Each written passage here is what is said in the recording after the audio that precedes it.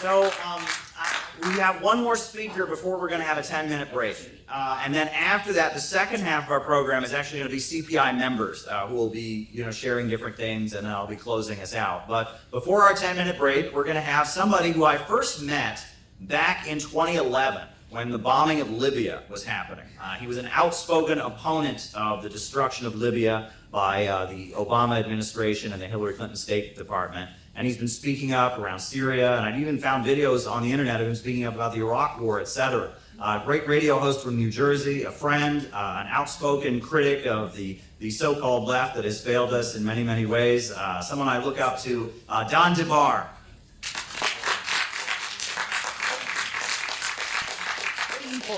Yeah. Welcome, Don. Thanks. Give me that here so you can look up to me, Chris. I'm with Jonathan. All right. Thanks for me up track.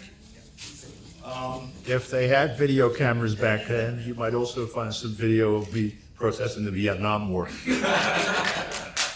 We did it. I turned 18 in 1972, and that was the last year of the draft, and I was fortunate in that they did a lottery, and my number, they did it by birthday, my number was in 200s, and they only took through 68. But the people who went up through 68 were not so lucky, and some 55,000 Americans and millions of Vietnamese were not so lucky, and Cambodians and Laotians and others. This machine that Dr. King described as being the largest purveyor of violence in the world today in 1967 when he spoke that, has been engaged in more wars and killed more people than any other nation in the history of the world since that time. And we have funded it. And as he spoke about the basically the dichotomy between trying to deliver the program that Lyndon Johnson had promised to uplift the poor in this country and the spending on the military, realizing that it would never end poverty while we were blowing stuff up with our money. That the gap between the top and bottom and the concentration of wealth among the top has intensified almost geometrically. The production capacity of the American and the global economy, again, perhaps geometrically with the huge advancements in industry, commerce, computer information, all these different things, and the ability to destroy the planet, which was maybe 3 or 4 times in 1968, is now hundreds of times or more. And we have just again spent $1 trillion and change that they've told us about modernizing our nuclear weapons, quote unquote. It is the administration that spent that money that has told us that we have to be afraid of the fascist Donald Trump for what he might do if we ever let him put his finger on the button, as they connected the button to larger and larger and larger piles of dynamite under our houses. To me, as a journalist, I was covering, and as a commentator, I did political commentary for different foreign media outlets, Press TV, RT, and some others, and they call me from time to every twice a week or something. Somebody meets me, or I get on Skype, and then they talk to me for 20 minutes or whatever. There was a reporter from RT that was coming up to my house maybe twice a month to interview me about the campaign in 2015. And the big focal point for them at the time were the 2 dynasties, Hillary Clinton and Jeb Bush. This is what they thought the election was going to be about back in 2015. And then Donald Trump was being talked up and agreed to run and made his big announcement and all of that. And so they were intrigued by that too because of Trump's, media presence. And, to Russians, he's an important guy because he's on TV, like to Americans the same. And I didn't take it seriously at the time, like many people didn't. I actually had engagement with Trump. I lived in Westchester County, New York, and I've been engaged in different community battles to protect housing and different things that stop gentrification projects. And there was a particularly large one in my home community of Austin, New York, that we fought. It ended up being a 15-year fight the developer who was doing that was building a much larger project in White Plains, which is the county seat, the capital of Westchester County. And so I took the battle to there because he had most of his money tied up in it. And as we started to turn the public opinion around in White Plains against his project, we heard Donald Trump is coming in. And I learned that one of the biggest products Trump has is his own name, which he licenses to other developers to put on their projects. So suddenly, instead of 48 LLC landlord offering luxury apartments, Trump Towers. And he has 15, 20, 25% to the retail value of these things. And he gets a check, I'm sure, a pretty good check. Well, knowing that, seeing him run, I'm figuring out he's enhancing his brand. Now he's going to charge double for this. He was a presidential candidate, and he almost beat Hillary Clinton or whatever. In the middle of that campaign, at a press conference, he said something about NATO was assembled to protect Europe from the Soviet Union, which no longer exists. Maybe NATO is obsolete. That's what he said. Boy, oh boy, Davey's not wanting to hear that boy. And he said, these are these things that are verboten. Nobody's spoken since 1945 publicly, and certainly since 1991. Yeah. Well, Howard Dean said some things about the Iraq War, and he said something stepped over a line when he was running in 2004, and he was climbing the polls, and all of a sudden, he was at a rally, and he said, "Woo-hoo, we're gonna get out!" or whatever. CNN, MSNBC, Fox, everybody played that clip over and over and over, and they made him look like a lunatic. Right. And within a week, he was gone. Right. So they tried, and they took the microphone away from him, which is the trick. Yeah. Well, they tried to take the microphone away from Donald Trump. However, the economics of the news business are such that they make their revenue, their ad revenue, every fourth year during presidential elections. People pay attention to the crap that comes out of the TV and in the print media and everything else while they track what is in essence another Super Bowl, only a year-long Super Bowl. Well, when they turned off the microphones, they stopped watching. They were getting used to being entertained by Trump every night. So they had to turn him back on. And they did, and he understood this. Yeah. And so he got crazier and crazier, but people were tuning in and watching, and they decided, well, we're going to just reposition this guy. We have all the microphones. When he's not standing there for the 5 minutes he talks, we spend another 23 hours and 55 minutes telling people what that meant. Yeah. There was a problem with that was maturing over a period of 30, 40 years that no one took into account. And I found this out when I was with Tony Montero, as a matter of fact, in Cleveland for the RNC in 2016. And that was, I have a lot of friends on the left. Caleb knows a lot of the same people that I know. And everyone was talking about shut down the RNC in 2016. All of the usual suspects that you could call, they were rallying up and ready to get everything together. So I went there. I was covering for Pacifica Radio, it was KPFK Radio in Los Angeles at the time, and I forget who else. And when Tony and I got there, we hired a cab. We got in the cab. We find out the cabbie's a guy with like 3 PhDs, political science, history, something else. So we're like, oh, cool.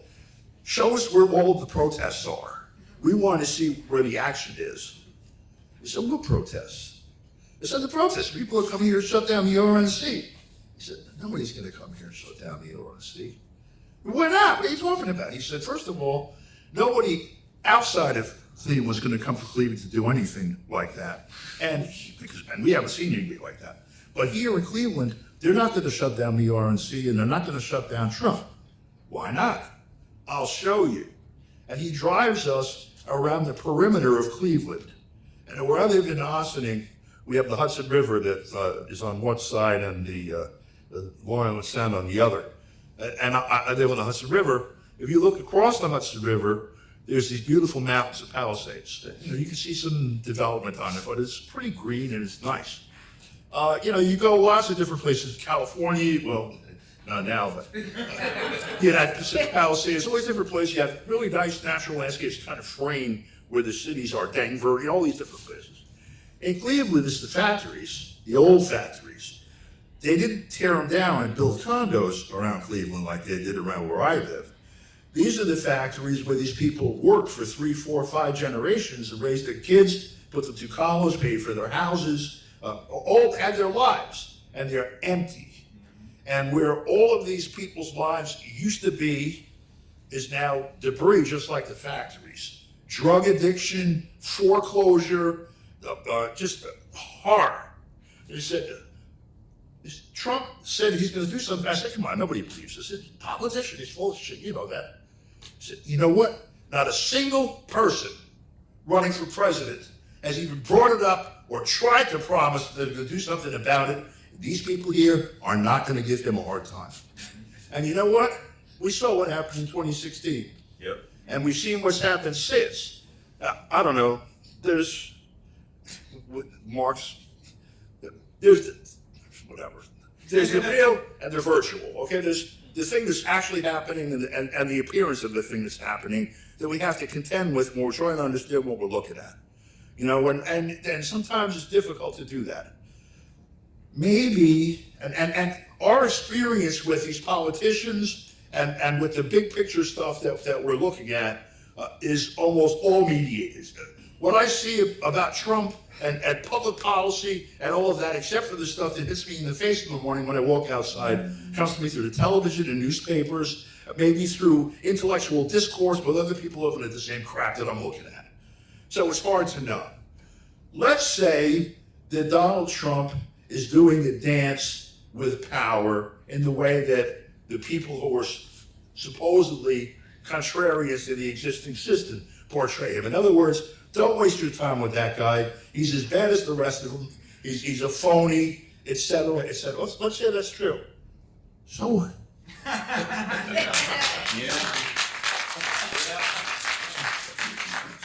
First of all, you have to find places when you're dissatisfied to express that, not just to get it out of your system, although it has some value too, and not because you think that the expression of it itself directed somewhere else is going to change them.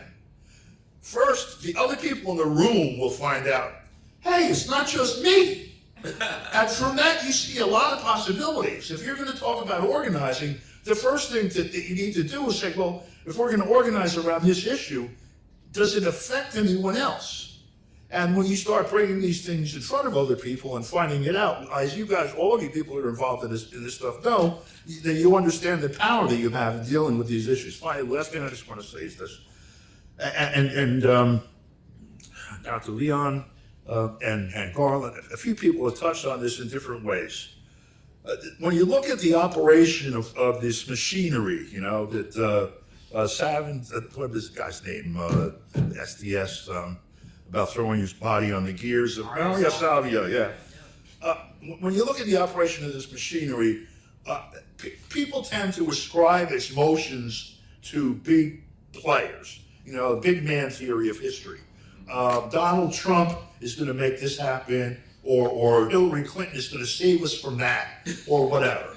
As a matter of fact, as Marx said 150 years ago or whatever, and many others, the motivators of history are human beings, the people, living our lives, our work, our play, our creativity, the things we do consciously, organized, and the things that we do just instinctively by either growing this thing or suppressing that thing. We are at a point, in my opinion, like others have expressed tonight, of nexus, an epical change is like right before us. In multiple spheres. In geopolitics, we're looking at multipolarity. In terms of economic and social development, the intersection of technology and humanity in ways inconceivable before and dangerous if not handled properly. All kinds of different interactions between different political and economic systems across the planet in a very volatile manner. And it happens in an environment, by the way, where something like this seems so remarkable to us. Americans have no idea that this was the real Korea, quote unquote, because this country, where he is, that's the part of the country that got the Japanese out after Japan occupied Korea in the 1920s. And this government that he headed at the time, it took Japan's place as occupier. And that condition still exists. Yeah. Whatever the people on the ground think or know, and I have no knowledge beyond that, but what I just said, I know is true. And Americans don't understand when they're looking at what's going on over there, our role as an invader and occupier. Objectively, our role as that. And so, he understood that. He understood that there's going to be a natural healing process that goes on over there, and a good part of that's going to involve us getting our hands off of it and letting them heal themselves. And I think that's a prescription that we need to follow all over the world, and I think every step that this guy takes towards that, in that direction, we need to support, and thank you for that. And thanks for the word beyond it. Very, very insightful words. Thank you, Don. So we're gonna take, I think it's gonna be a 5-minute break. And what we're gonna do, so the first half we've heard from many of our guests. The second half is gonna be our own members. And we're gonna go on a little while, we're gonna take a 5-minute break, and then when we come back, we're gonna have a song from Brian, and we're gonna hear from Peter, and we're gonna hear from different CPI members, and then I'm gonna close this out. But I really would like you all to know, everyone who's been in the Airbnb with us, everyone who came in from out of town is understanding it's really hard to do what we did. I mean, in order to get these 2 huge banners down to the stadium, in order to get them here from New York, in order to get everyone where they needed to be, in order to get folks here tonight. And I've got to thank everyone who helped make this happen. And that's why our organization exists, to carry out operations. There's a lot of paper organizations out there. People join on the internet, they get a membership card in the mail. Look at me, I'm a member of this. We exist to get stuff done. And it takes a community of people who are dedicated to getting stuff done. And that's what you'll be hearing about in the second half of our program tonight. So 5-minute break, and then we'll start hearing music, and it'll be time for another good second half. So stick around, folks.